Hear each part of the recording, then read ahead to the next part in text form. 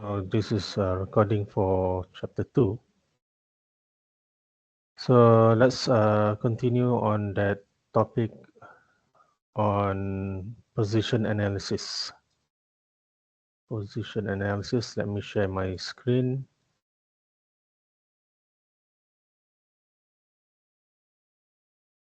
Entire screen. Okay. For that, let me. Okay. It's okay. All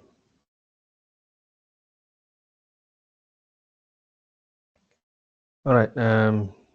Let's get this into presentation mode.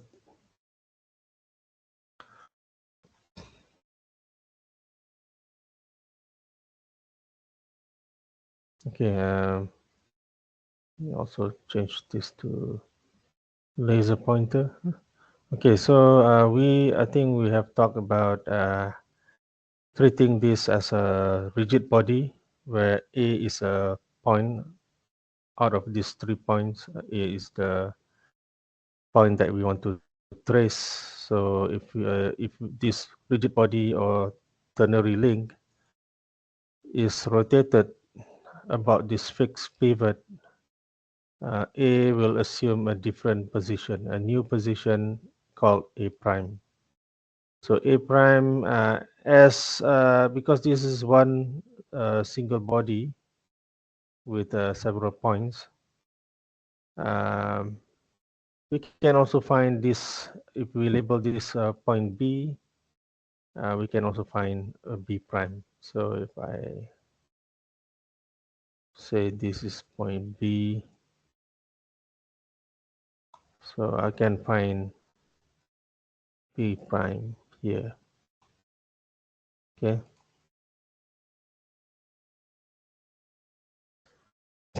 So there are several approaches. We can use a graphical method, which is very cool, and we can also use what I call this analytical method, and vector method is one of the analytical methods that we can use.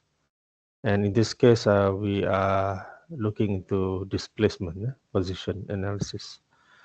So I want to recap what we call vector is represented by this arrow.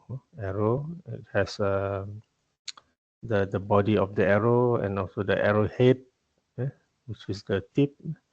And we must also identify the tail as the other end of the arrow. So when we talk about direction of this vector, and that vector can represent force, can represent, in this case, can represent position. So basically, it is the angle of that vector, and we want to always measure it from the tail. Measure the angle from the tail to the tip. Okay, like this. And we define, or we set the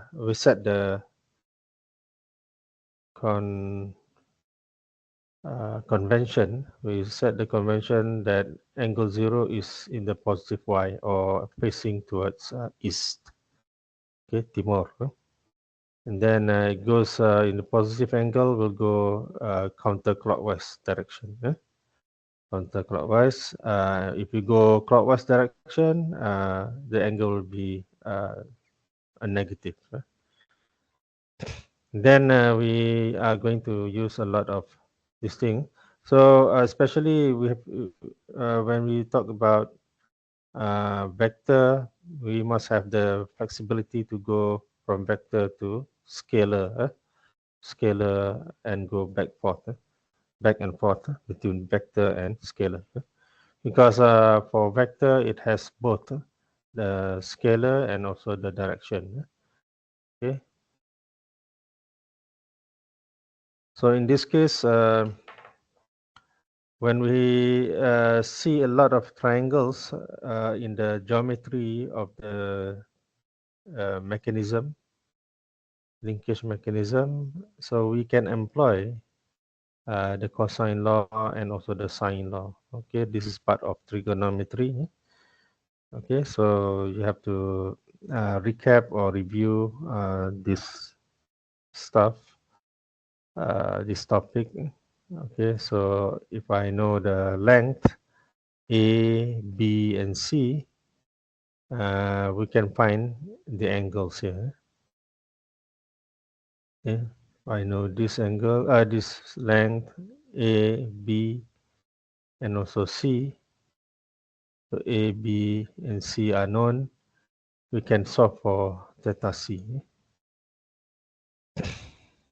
Okay. In other situation, we could perhaps find using the sine law. Sine law. So especially if one of the angles are already known, is already known, so we can use the sine law. But if you ask me, I think the if you have the freedom, or you have the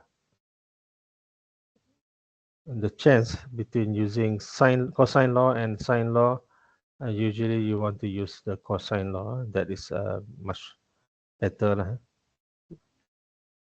All right.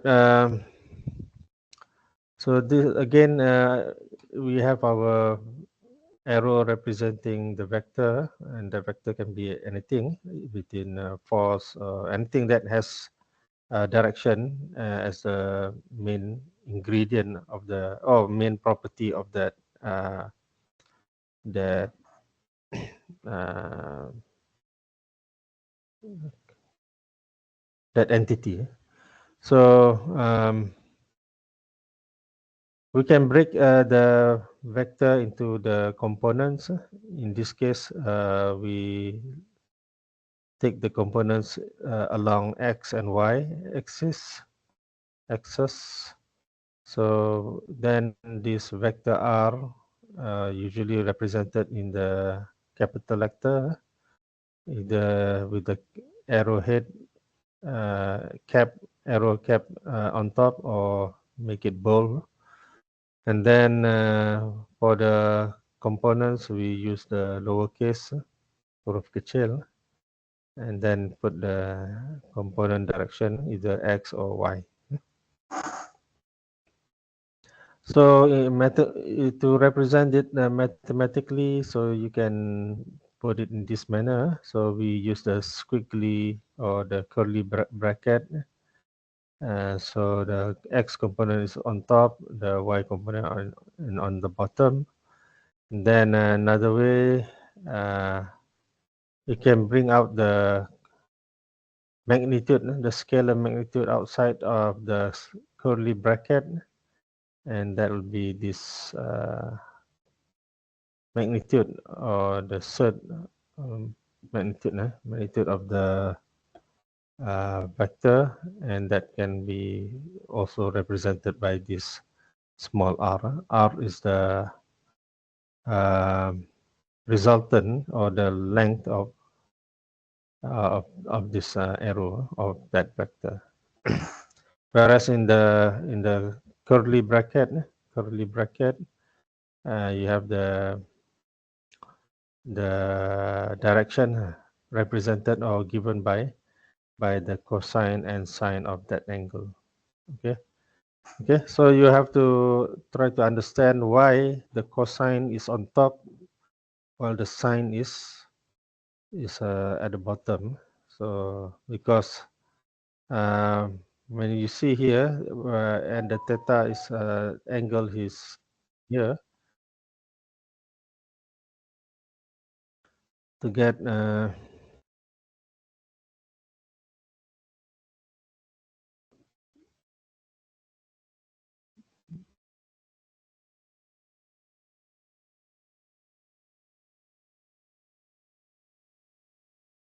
okay. So if we have Rx, how do we get Rx?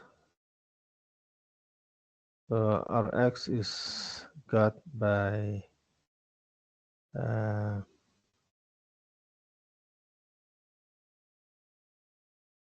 Rx. Before that, if we want to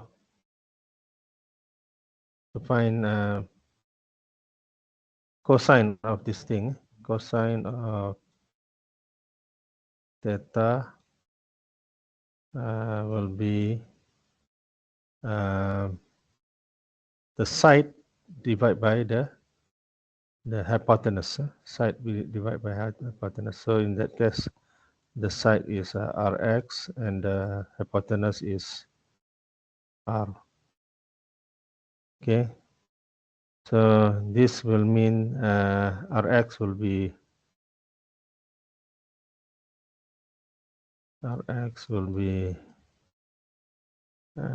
R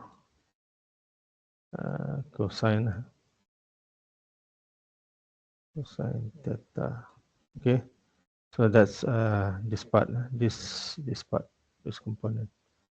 Okay, and then you can do the same for sine. Sine will be the opposite, which is Ry divided by the hypotenuse.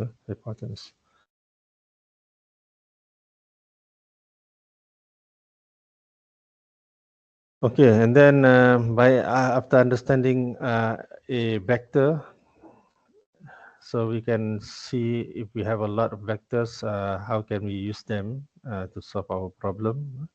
So again, like last time, we can gather them like this, like over here. So we can set an origin for that thing, and then I will go certain ways. We can put it one after another, like RA, after that RB, after that RC, RD.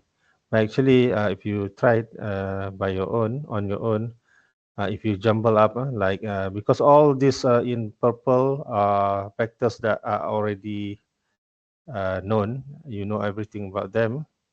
You know the magnitude and also the direction for RA, magnitude and direction for RB, magnitude and direction for RC, and also magnitude and direction for RD. Whereas the other two are not known yet. We know that they exist. We need these other two, RE and RF. We know roughly the direction, but we don't know whether it is exactly in that direction or the opposite, that direction or the opposite. But it is along this line, along that line. And what we can do, we can use them in order to get back to the origin. So we start from this origin with RA, RB, RC, RD. Then you can put the red over here, and then after that blue. So it will be, if I end the show here, just keep it for now. So if I put this one over here, and this one over there, actually we can also solve the problem. Okay, but and the solution will be the same. Okay, as this one.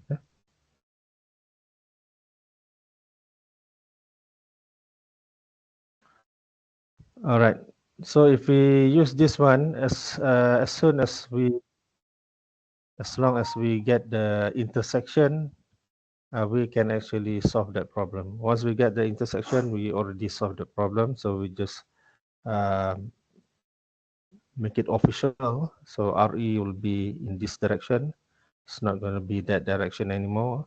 So in this direction, and this one will be in this direction. Okay. So the same solution will be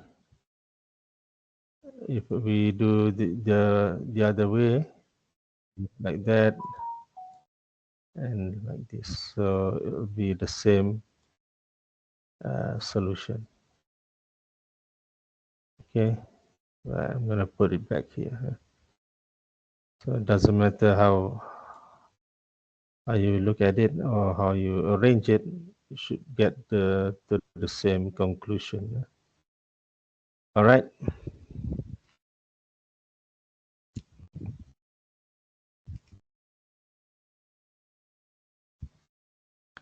Okay. So there is this thing called the loop equation in this method. So we can always, like I said, uh, the loop equation is from the origin and then back to the origin. Okay. And then after we got that, each of them can be expanded. So RA will be represented by the small RA times the cosine and sine of theta A. Okay? So that will be over there. So you have to, okay, let me get to this pen. So this will be your theta A and so on, so forth. So this will be your theta B, theta B. Okay, another and continue. Another thing is how you get to this. So you get the things that you do not know, which is RE and RF. But this is solving it through graphical method.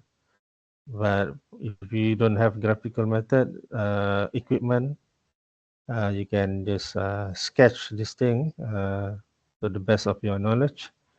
But you cannot solve by using graphical method just by using sketch.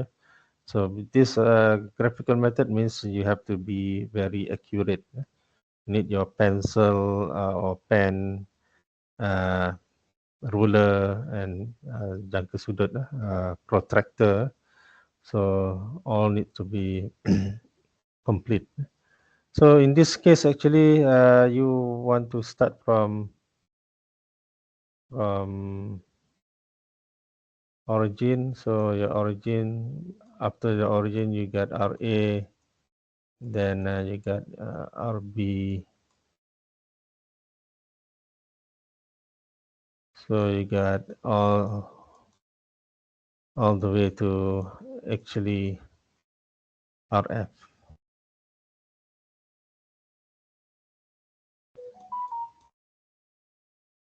Okay, and this should be equal to 0. If you start from origin, go back to origin, this is what you get. Okay, so maybe let me clean this up a little bit.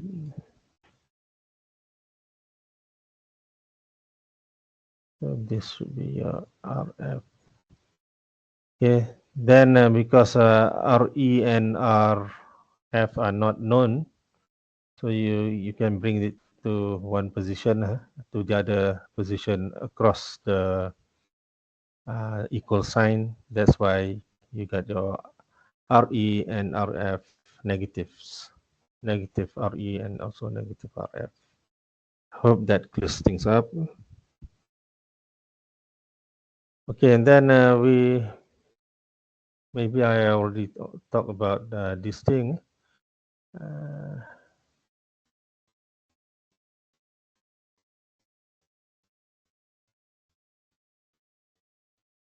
Mm-hmm.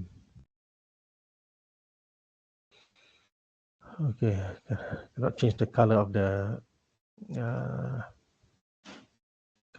laser pointer. That's okay. Sometimes if you have green color or blue color will be nicer, but red is okay. Okay. All right. Here, if we have a linkage, linkage meaning we're not talking just about one body. So we have several bodies here. 1, the ground is fixed, so even though you do not see the linkage between A and D, but it is there. It is there. It's the ground linkage. And then you have the original state in purple. So that is one body. Another body is between B and C. Then between C and D is another body. So this is a 4-bar mechanism. Then it changes from the position in purple to the new position in in red or chocolate brown. Okay, so that's the situation. So if we have the position in graphical method, so we need to know what's the position.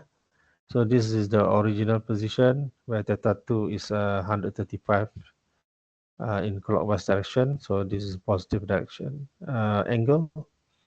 Then the new position, maybe, I don't know, whatever this new angle is. So, but what we should always realize is that all the link lengths R2, R3, and R4 are going to be maintained. They are constant. The link lengths do not change because we are not considering the things that can change length, such as hydraulic actuators or uh, hydraulic or pneumatic actuators. So in this case, it's just a fixed length link. So that's why we can just use the information of R3 and use B2 as our pivot and sketch this or scribe this arc from there. Then from point D, from pivot D, we know R4, this is R4, so that is going to be maintained.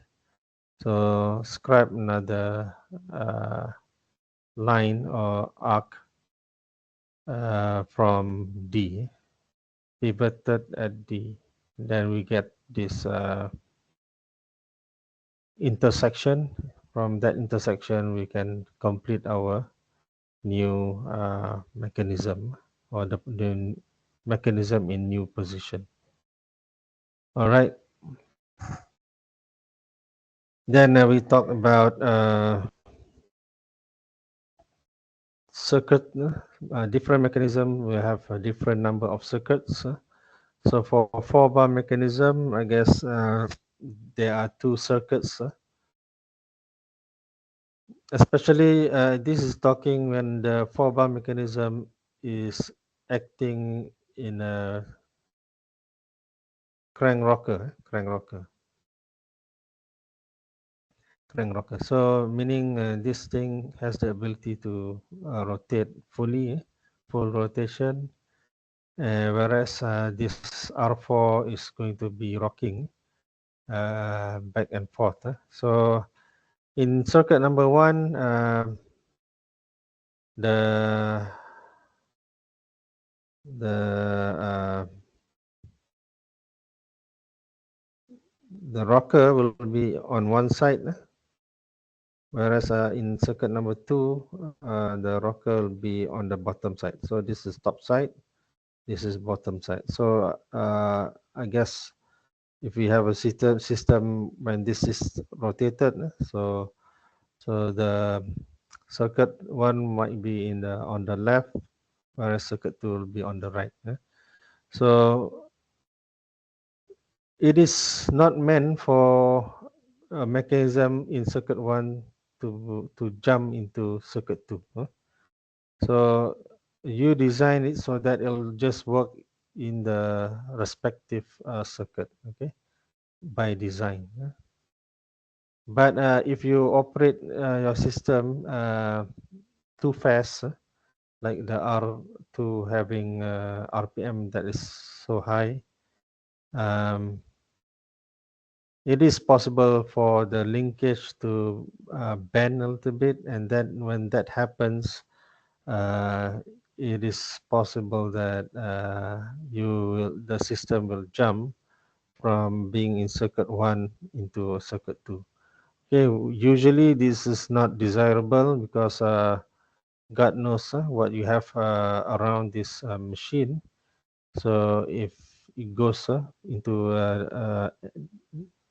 unwanted position, so it might cause destruction, or it might damage other components or other parts. Okay, and also the linkage might also be broken because of the collision. All right, so whatever circuit that we get, you must know and try to utilize the correct method. So this one is um, not using uh, the vector method. So this is already solved. If you refer to the book by Mishka, David Mishka, so this is already solved for this model. If your mechanism is a slider crank and it looks like this in the kinematic diagram, so you can utilize this set of equations. Okay, so I guess I already mentioned that in previous lecture recording. So usually this is given, or you can calculate, or you can perhaps measure, or maybe it must be known about what our theta 2, or you can decide what your theta 2 is. So the only thing that is left for us to find out at the end is theta 3 and theta 3 and theta 4. Okay, those two are usually the unknowns. Those two are unknowns. So that's why in this equation you have theta 3 you can calculate, and theta 4 you can calculate. So it's a pretty long calculation, but you have to be careful. And to do that, you have this gamma in the equation, and then gamma can be calculated as such, and it has this BD in it. So BD is calculated as such. All right, and then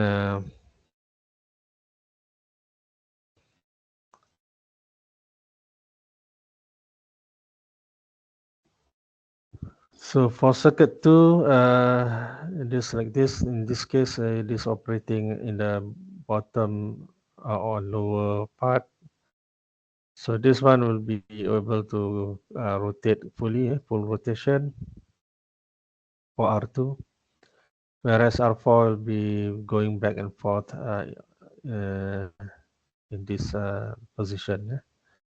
Okay, so actually if you compare from circuit 1, circuit 2, BD and gamma will be the same, but there are some differences for calculating theta 3 and theta 4. So let me try to see. Okay, you can see some, this one is not minus, this one is positive. Okay, how about this top one? So this one positive, this one is minus. So there are some, you need to identify or realize what are different between these two sets. Then you have slider crank. Okay, slider crank is also another single degree of freedom system.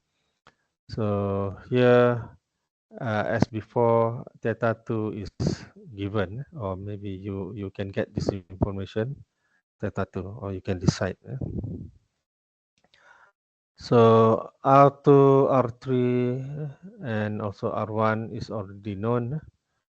I'm not so sure about this anymore, but usually I just take it as positive lah, for R1, even though it might be negative thing. Okay, so what is not known here is we got to find theta 3 and also R4. R4.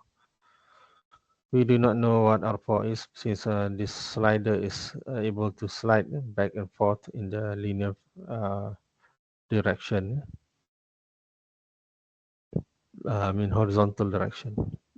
So that's why in this case you have theta 3, you can calculate as this one, and also R4 you can calculate as this one. Okay. So we can have this example, nice example.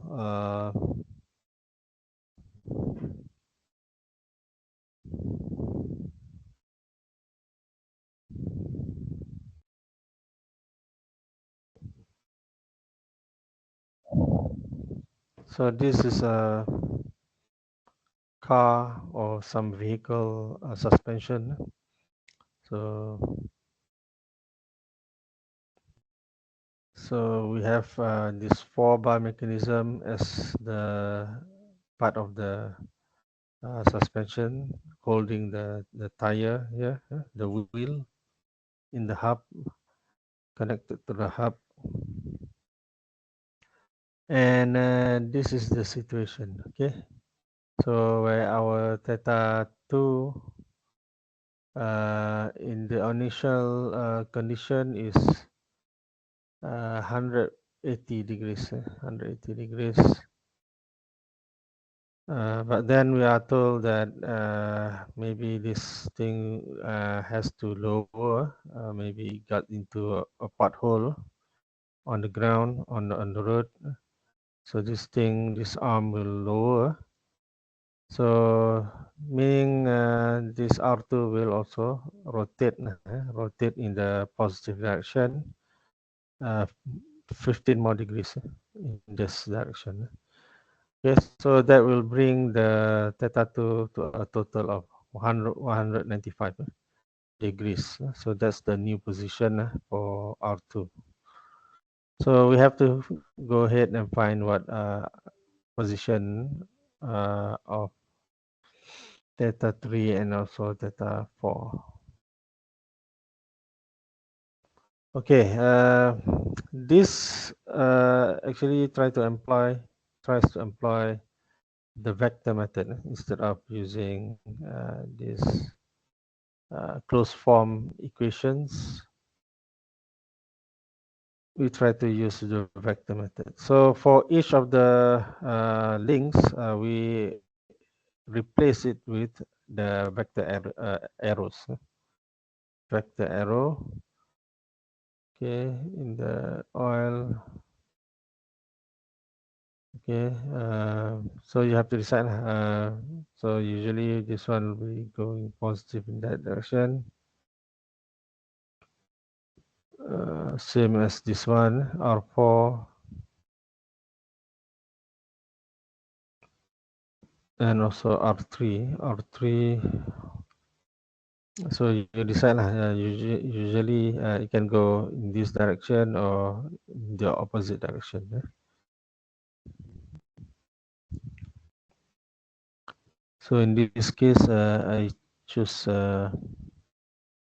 R3 to be pointing that way, pointing from D to B instead of B to D. So usually there are reasons for this thing.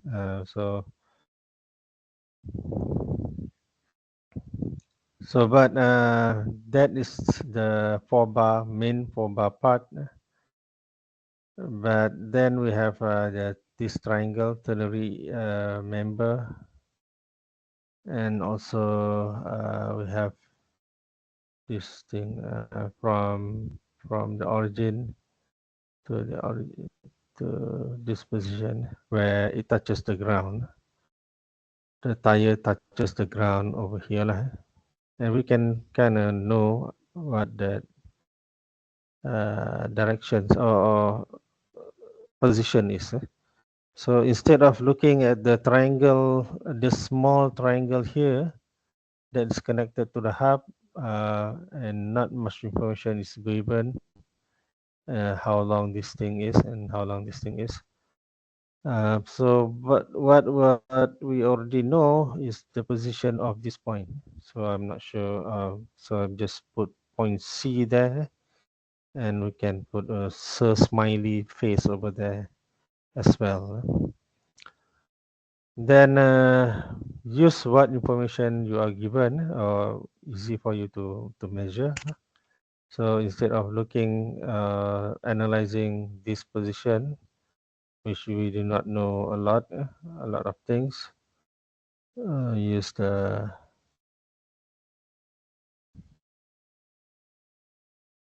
okay. So that is the situation. So basically, the first step will be to create this vector diagram. Vector diagram from the kinematic diagram. You get your vector diagram. Okay, so here we try to find as much information as possible, what is already known, what you can calculate, what you can measure perhaps, and then what you or we definitely do not know. Okay, so theta 2 is already known, that will be 195. But theta 3, theta 4, and so on are not known. So let's look at the main loop first, that involves R2, R1, R3, and R4.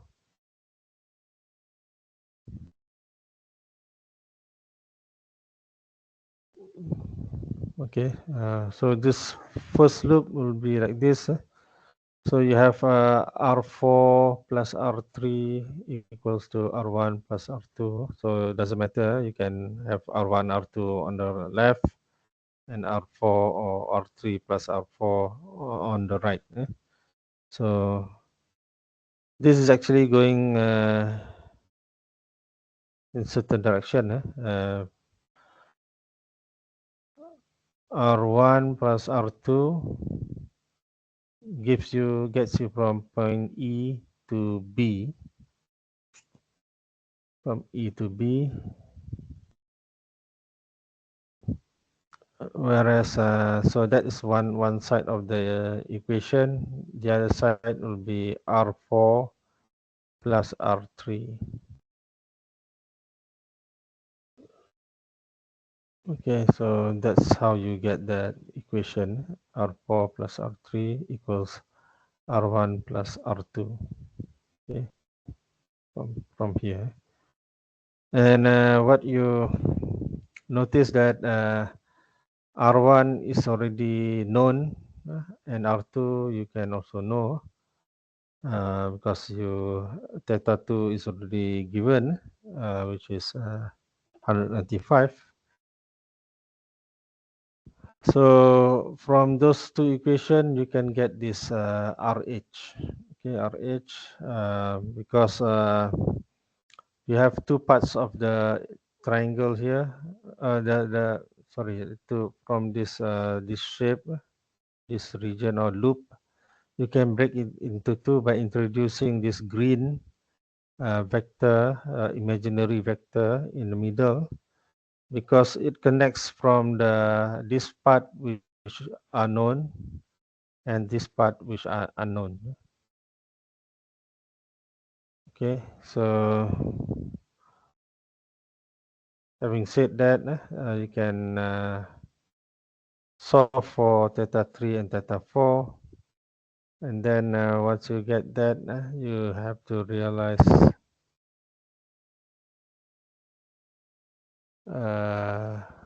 R5, which is a negative R3 and R6.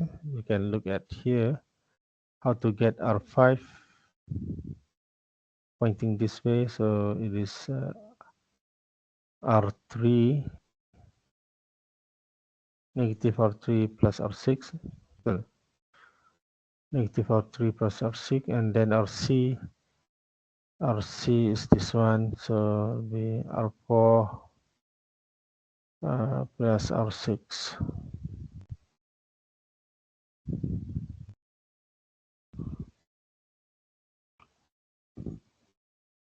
Okay, so those are a bunch of equations. So this will be loop number 1. This is loop number 2.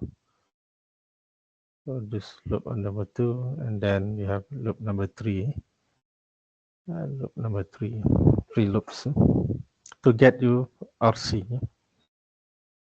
So RC can be talking about this coordinate. You can get the coordinate reading by knowing the or solving for RC. Okay, so put in what you already know. R naught is not known.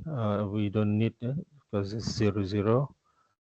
And then R1 is 14, 0 or 14. Theta 2, 195. Theta 1 is 90 degrees. And R2 is 8, R3 16, R4 is 10. So you expand the top one, R4 will be, the magnitude is 10, sine theta 4, cosine theta 4 and sine theta 4. Then same thing for R3, 16, and theta 3, cosine and sine. And then for R1, since it is pointing upward from E, so it is positive X direction. Sorry, positive Y direction for theta for R1, positive Y direction. Okay, so and then you have this one will be theta 2, R2. This is the magnitude 8, and the angle is 195. And actually, you can solve the right hand side. You can solve and you get this one. Okay, so you have to pick theta 3 and theta 4 that will get you this value.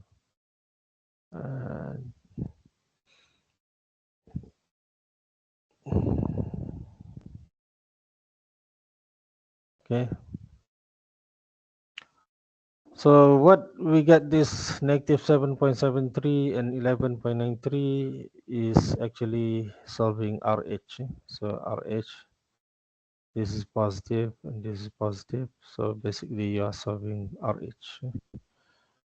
So this is the tail going to the tip using this route, route R1 and R2.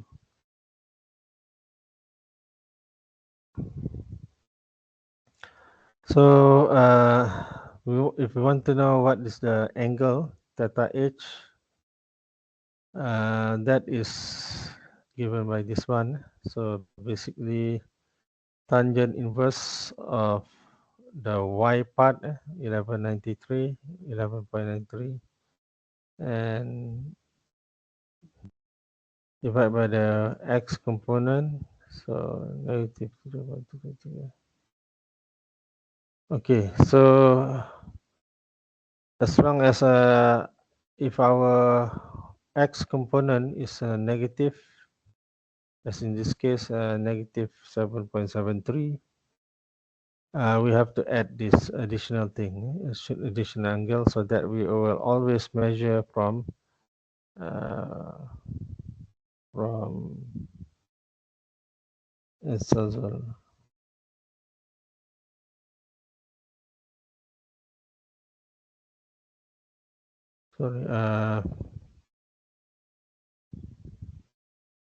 so we get theta h to be 123 degrees, and theta and RH, the magnitude. So from this information, you get the root sum square, and you get this length to be 14.22. Okay. So once you get that, you can look at this triangle EDB or BDE, yeah, BDE. So this triangle, and look at it in the scalar form. So scalar form, so you can use that. So you refer to the triangle BDE. So you can solve for theta. This is a psi. That psi angle, which is um, so psi angle is opposite to R3. So this is R3. So opposite to that is this one.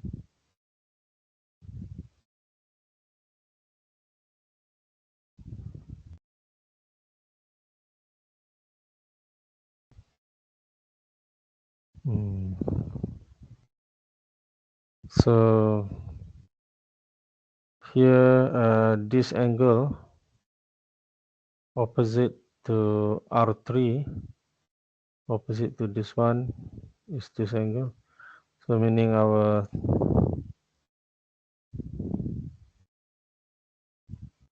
this is the angle, not psi here, P. Is it P? Don't know what the Greek letter we call this. Okay, and then you can plug in the numbers and should give you 80.65. If I remember correctly, that is the angle we should get. So once we know enough information, uh, this is basically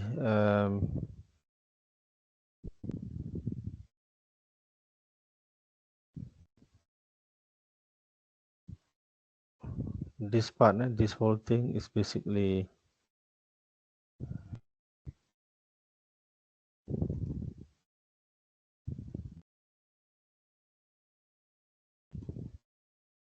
so this whole thing is R3.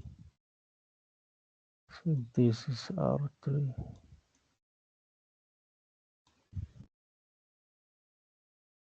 Okay, that is R3.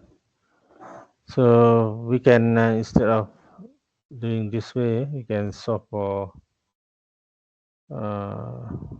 yeah, I guess we can solve for like that. So if we do it this way, make sure you divide by 16 and minus this part, this component or this term, and from here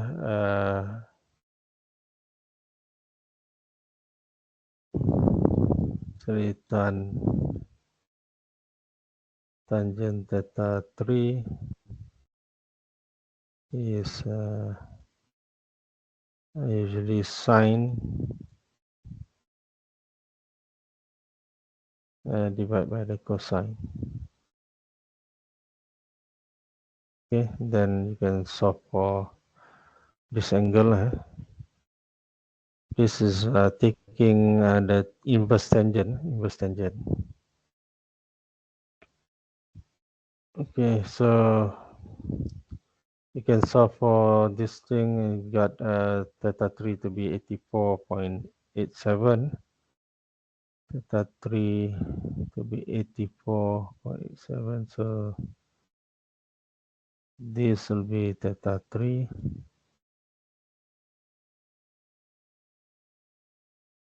Seems about right.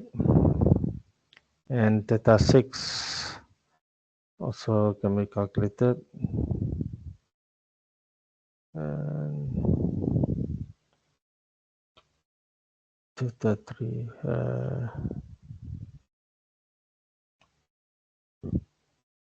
theta 6. Theta 6 is going to involve theta 3 plus this thing, 137. So 137 is from here, 137 is this one. So this is 137 something. Okay, so since this is already known, theta 3, and you plus that with this 137, so R6 is already defined, fully defined. I mean the theta 6 is fully defined by that way. So that will be 222.69. Okay. So for RC, we just plug in these values. So basically this is R4 and also R6 to get you RC, R4 and R6.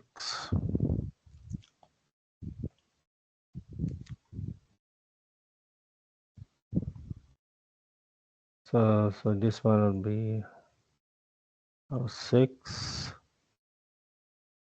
and this one should be R4.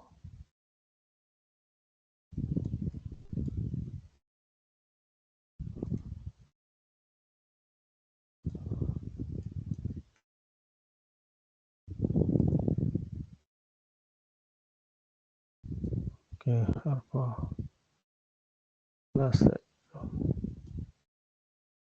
Okay, so see, this is R4 and then this is R6, so it should give you R2.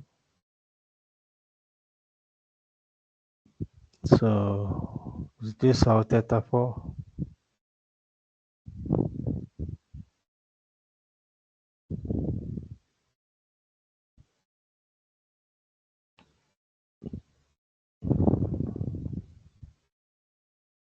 R4. Where is theta 4?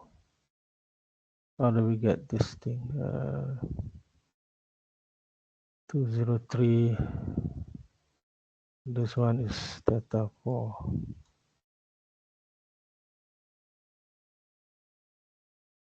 So do we solve for theta 4?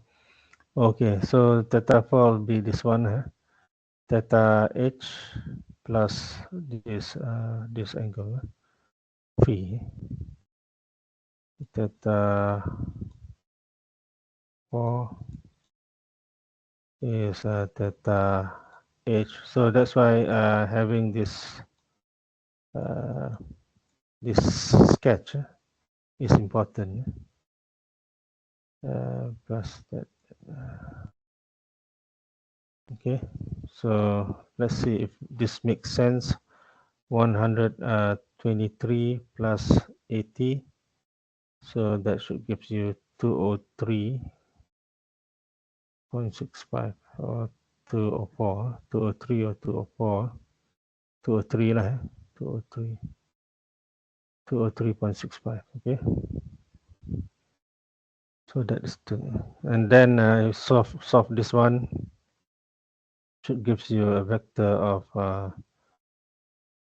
negative 19 and negative 13. So that looks about right here. So this one will be going negative 19 that way, then negative 13 downward. Is a negative and negative component. Okay, so that's about it for this lecture. So for next week, for the Hari Raya week, we will continue to talk about this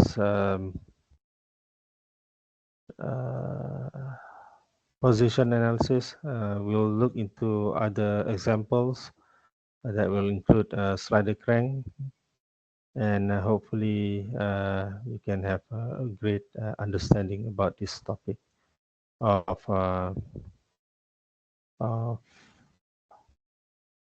position analysis. So we need to have a strong understanding of position analysis that so this is actually tracing the position uh, shown by the floating point E shown in the purple curve. Okay, so that is being traced.